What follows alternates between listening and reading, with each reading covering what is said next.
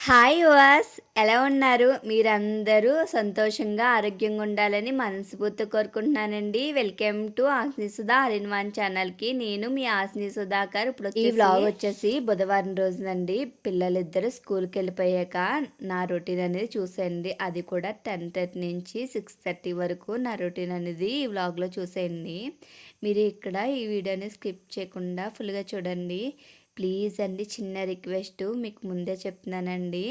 Video ఫుల్గా చూసాక చిన్న లైక్ చేయండి. లైక్ చేసిన వల్ల నాకు ఎంతో సపోర్ట్ వీడియో చూసాక లైక్ చేస్తారు. లైక్ చేయడమే కాకుండా హైప్ అనేది ఒక ఆప్షన్ వచ్చిందండి కింద, మీకు అక్కడ కనిపిస్తుంది. ఆ ఆప్షన్ క్లిక్ చేస్తే వీడియో అనేది మరి కావాల్సిన సోప్స్ అలాగే పేస్ట్ అయితే తెచ్చారండి. అవి వాటి ప్లేస్ అవి పెట్టేశాను. తర్వాత వచ్చేసి ఇలా కాయగూరలు తెచ్చారు.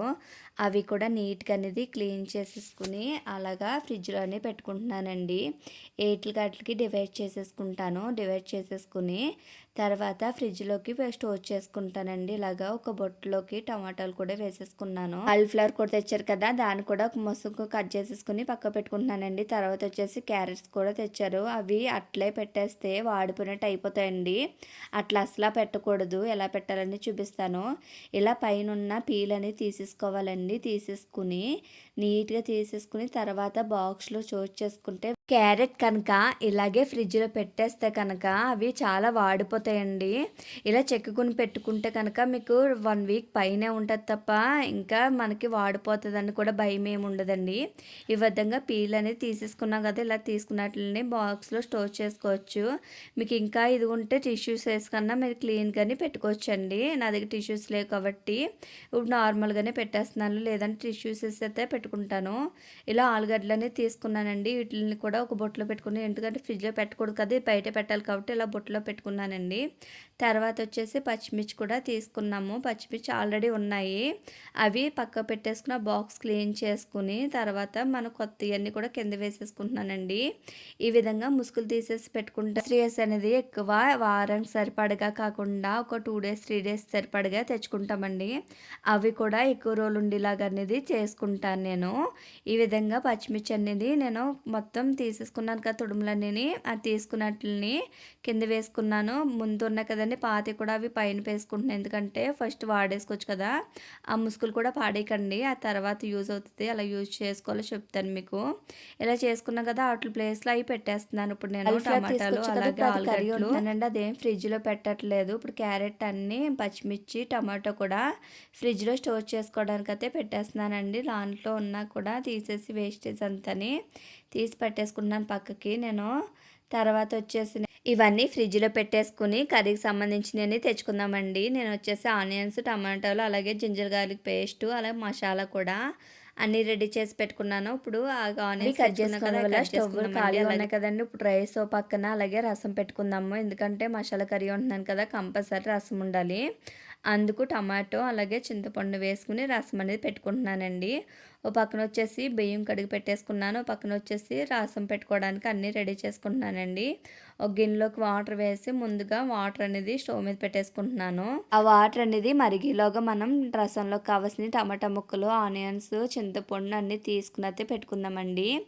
ముందుగా వచ్చేసి టమాటాలు తీసుకున్నా కదా, ఒక 5 నుంచి 6 దాకా తీసుకున్నాను, ఎందుకంటే చిన్న చిన్న టమాటాలు కదా, అందుకు ఆ క్వాంటిటీ అనేది తీసుకున్నానండి. ఇప్పుడు టమాటా ముక్కలు అనేది కొంచెం పెద్ద సైజులోనే కట్ చేస్తున్నాను. ఇలా కట్ చేసుకున్న తర్వాత నేను ఆనియన్స్ కూడా కట్ చేసుకుంటానండి. ఆ మరిగే టైంలోని ఆనియన్స్ కూడా వేసుకుంటాను. అలాగే ఒక హాఫ్ ముక్క అయితే చిన్న చిన్న ముక్కల కింద కోసైతే నేను అందులోకి వేసుకుంటున్నానండి. తర్వాత వచ్చేసి కొత్తిమీర కరివేపాకుని కావాల్సిన ఇంకేమన్నా బెండకాయలు ఉన్నా కూడా వేసుకోవచ్చండి. టేస్ట్ అయితే బాగుంటుంది. 2 పచ్చిమిర్చి కూడా వేసుకుంటున్నాను. అలాగే చింతపండు కూడా వేస్తున్నాను కదండి, కొంచెమే వేస్తున్నాను, ఎక్కువ అయితే పులుపు అయితే తినరండి ఇంట్లోని, అందుకు ఎక్కువ చింతపండు అయితే ఏమి వేయట్లేదు. చూస్తున్నా కదా, ఈ మాత్రమే వేస్తున్నాను. అందులోకి ఇంకా షుగర్ వేసుకుంటాను.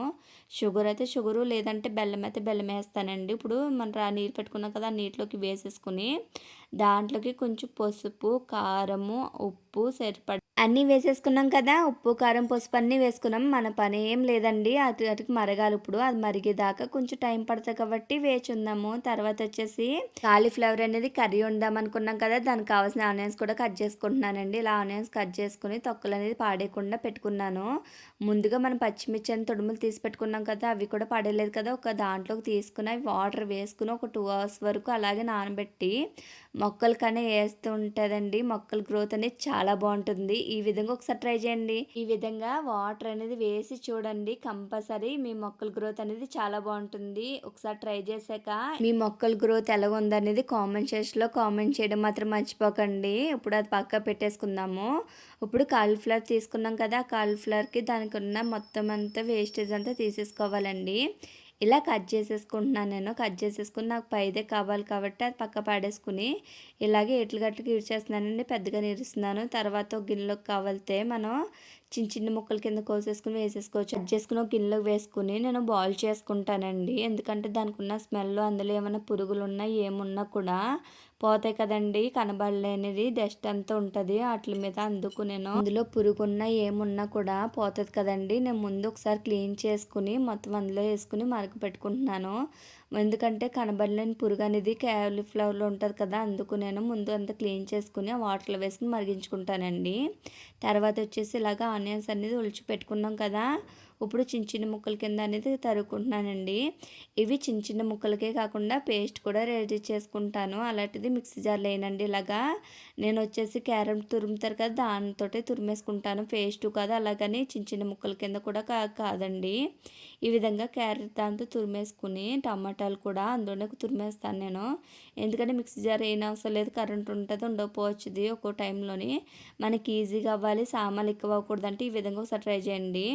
తర్వాత వచ్చేసి రసం పెట్టుకున్నాం కదా! రసంలోకి కూడా ఇప్పుడు నేను తాలింపు అంతా తీసుకుంటున్నానండి. ఎండుమిర్చి, కరివేపాకు, ఉల్లిపాయలు అలాగే వెల్లుల్లి కూడా తాలింపు అనేది తీసుకుంటున్నానండి. పక్కన రైస్ అయిపోతుంది. పక్కన రసం అవుతుంది.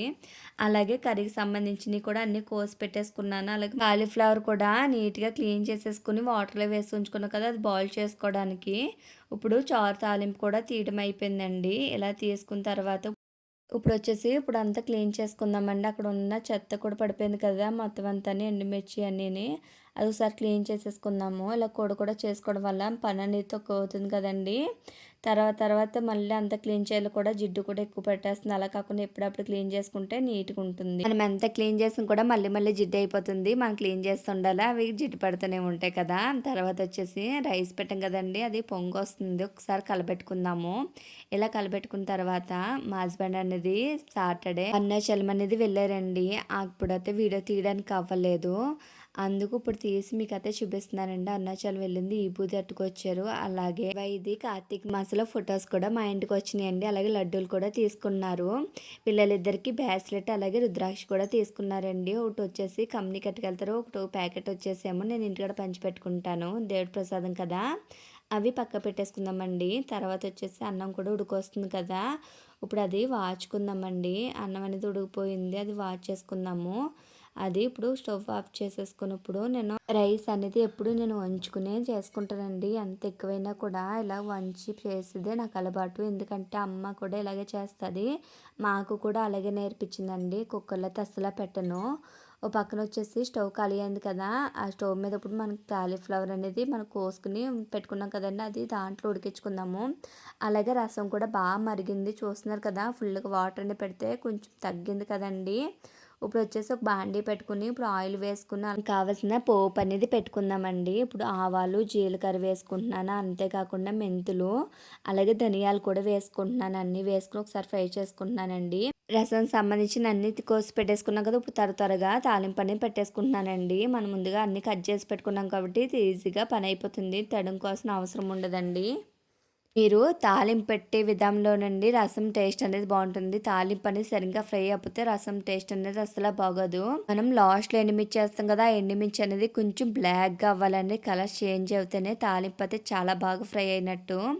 ఇప్పుడు అడ్జస్ట్ చేసుకుని మన రసం అనేది రెడీ చేసుకున్నాం కదా, అందులో కొంచెం వాటర్, ఆ వాటర్ అనేది వేసేసి ఆ తాలింపు వేసుకుని మూత పెట్టుకుంటే ఆ మగ్గి ఆ ఫ్లేవర్ అంతా ఆ రసానికి అనేది పడుతుందండి. ఆ బాండీలో ఏంటి మళ్ళీ పెట్టేస్తున్నాను అనుకుంటున్నారా, నేను అలాగే చేస్తానండి. ఆ బాండీలోని మనం పోపు పెట్టేసిన తర్వాత అదే బాండీలోని నేను కర్రీ అనేది రెడీ చేసుకుంటాను. ఆయిల్ వేసుకుని ఆయిల్ హీట్ ఎక్కాక నేను అందులో ఉల్లిపాయల ముక్కలు అనేది వేసుకుంటున్నానండి. వేసుకుని బాగా ఫ్రై చేసుకున్న పక్కన వచ్చేసి మనం కాలీఫ్లవర్ అనేది పెట్టుకున్నాం కదా, అది కూడా బాగా ఉడికిందండి. అది ఉడికిందని కూడా పక్క పెట్టేసుకుని స్టవ్ ఆఫ్ చేసుకుందాం. నేను ఆ కర్రీలోకి అన్నీ వేసానండి. కారం, ఉప్పు అలాగే గరం మసాలా అన్నీ వేసేసుకుని ఫ్రై చేసుకున్నాను. తర్వాత వచ్చి ఫ్లవర్ అనేది ఉడికించుకున్నాం కదా, ఉడికించుకున్న దాన్ని కూడా అందులో వేసేసుకుని ఒకసారి కలిపేసుకుని వాటర్ వేసుకుని మూత పెట్టుకుంటే ఒక 5 నిమిషాల్లో కర్రీ అయితే రెడీ అయిపోతుందండి. తర్వాత వచ్చేసి మనం రైస్ అనేది వాచుకున్నాం కదా, అది కూడా ఒకసారి తీసి పెట్టేసుకుందామండి. పెట్టుకుని స్టవ్ ఆన్ చేసుకుని ఒక్కసారి ఒక 2 మినిట్స్ అనేది మనం కొంచెం హీట్ చేసుకోవాలి. హీట్ చేసుకోవడం వల్ల కింద చెమాయిపోన్న కూడా పోతుందండి. తర్వాత వచ్చేసి రైస్ రెడీ అయిపోయింది. అలాగే రసం కూడా రెడీ అయిపోయింది. కర్రీ కూడా రెడీ అయిపోయిందండి. అన్నీ చల్లారిలోగా నేను హవ్యని అయితే తీసుకొద్దామండి. చల్లారాక క్యారెట్ సర్దాలి కదా, అంతలోకి హవ్యని అయితే తీసుకురావడానికి అయితే వెళ్తున్నానండి అంగన్వాడికి. టైం వచ్చేసి 1 అయిపోయిందండి. అందుకు త్వరగా మళ్ళీ భోజనం పెట్టకపోతే అక్కడ ఇంటికొచ్చి తినిపించాలి కదా, మళ్ళీ పడుకోవడానికైతే లేట్ అవుతుందండి. త్వరగా అవ్యని తీసుకురావడానికైతే వెళ్తున్నానండి. ఇలాగ అవ్యనైతే తీసుకురావడానికైతే వచ్చాను. తీసుకునైతే వెళ్తున్నానండి. అక్కడైతే భోజనం అయితే చేయలేదంటే అండి, ఇంటికి వచ్చాక తినిపించాలి. ఓ పక్కన నేను నడుస్తుంటే నాకన్నా ముందు పరిగెట్టుకుంటూ వెళ్ళిపోతుందండి. ఇంటికి వెళ్ళాక చూడండి ఏం అడుగుతుందో. ఏం కావాలి? కోడిగుడ్డ. ఎందుకు? అన్నం తిన్నాక ఇస్తాను. అన్నం తిన్నాక ఇస్తా కోడిగుడ్డు. అన్నం తిన్నాక తిన అవి. ఇది అక్కకి, ఇది దాచేస్తానే.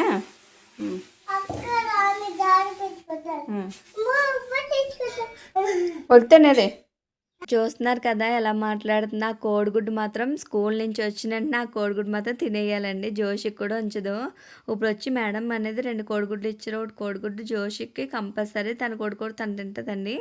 జోషి కంటే మళ్ళీ ముట్టుకోదు తను. ఓ పక్కన వచ్చేసి నేను క్యారేజ్ కూడా సర్దుతున్నానండి. మా హస్బెండ్కి డ్యూటీకి వెళ్తారు కదా, తనకు కావాల్సిన బాక్స్ అనేది సర్దేస్తున్నాను. రైస్ పెట్టాను కదా, అలా కర్రీ బాక్స్ పెట్టాను. అలాగే రసం బాక్స్ కూడా పెట్టేశానండి. ఇలా అయితే నేను క్యారేజ్ అంతా సర్దేశాను. తర్వాత వచ్చేసి నుంచే వాటర్ ఎట్టుకొస్తారండి. ఇలాగే టిన్నుతో వాటర్ ఎట్టుకొస్తారు. ఆ టిన్ వాటర్ అంతా ఇప్పుడు బిందులో వేసేసుకుని ఆ టిన్ అయితే అట్టుకెళ్తారు. మళ్ళీ నైట్ తెస్తారు మళ్ళీని. ఇలా అందులో ఉన్న వాటర్ అంతా బిందులో వేసేసుకున్నాను కదా, అలా చేసుకున్నాను. క్యారేజీ అలాగే వాటర్ బాటిల్ అని ఒక పక్క పెట్టేసాను పట్టుకెళ్ళడానికి అనేది. ఇప్పుడు హవ్యకి భోజనం పెట్టాలి. అలాగే మా హస్బెండ్ కూడా ఆయన సాందీస్ వచ్చేలాగా భోజనం పెట్టాలి కాబట్టి హవ్యకి అలాగే మా హస్బెండ్కి అనేది భోజనం అని పెట్టేశాను. హవ్య కూర్చుని తింటుంది. చూడండి తినిపిస్తానంటే అస్సలు తినిపించనివ్వట్లేదు. అలాగని అది కూడా తినట్లేదండి. ఎలాగైతే కొంచెం అయితే తిన్నది, తినేసి అయితే నిద్ర వస్తుందని ఇలాగైతే పడుకోబడిపోయిందండి. ఆ నోట్లో వేలు మానిపించడానికి అయితే చాలా ప్రయత్నం చేశానండి. మీకేం తెలుసా అయితే కామెంట్ సెక్షన్లో కామెంట్ చేయండి ఇది మానిపించడానికి. నేనైతే ఎన్ని ప్రయత్నించినా కూడా అసలు మానలేదండి. చూస్తున్నారు కదా, తీస్తే చాలు లేచిపోతుంది. ఎలాగోలాగా తీసి పడుకోబెట్టించానండి. తను పడుకుంది కదా, నేను కూడా భోంచేసేద్దామని పక్కన టీవీ చూస్తా భోజనం అయితే కంప్లీట్ చేస్తానండి. వచ్చేసి పిల్లలకి ఏదో స్నాక్ చేయాలని అనుకున్నానండి. ఇంట్లో చూస్తే పాస్తా ఉంది. పాస్తాతోటి ఏం చేసినా అంత ఇష్టంగా తినరు. ఇలాగా ఒకసారి యూట్యూబ్లో సెర్చ్ చేశానండి పాస్తాతో రెసిపీస్ అని. ఇలా స్పైసీగా క్రిస్పీగా ఏమైనా ఉన్నాయని చూస్తే ఇది ఒకటి దొరికిందండి. చూసైతే ట్రై చేశానంటే చాలా బాగా వచ్చిందండి. తర్వాత వచ్చేసి ఆ స్నాక్స్ చేస్తూ ఉండిపోయానండి. టైం అయితే చూసుకోలేదు. జోషికి అయితే స్కూల్ నుంచి తీసుకురావడానికి టైం అయిపోయిందండి. త్వరగా ఇప్పుడైతే ఆటో ఎక్కేసి అయితే నేను జోషిని తీసుకురావడానికి అయితే వెళ్ళిపోతున్నానండి. ఆటో అయితే స్టార్ట్ అయిపోయింది. ఈ విధంగా ఆటో ఎక్కేసి అయితే జోషి స్కూల్ దగ్గరికి అయితే వస్తాను. చాలామంది వెళ్ళిపోయి నన్ను చూడగానే పరిగెట్టుకుంటూ వచ్చేసిందండి. లేకపోతే ఇంటికి తీసుకొచ్చాక తనైతే డ్రెస్ చేంజ్ చేసుకుని నేను చేసిన స్నాక్స్ అనేది ఇచ్చానండి. ఇద్దరు కూర్చొని తింటున్నారు.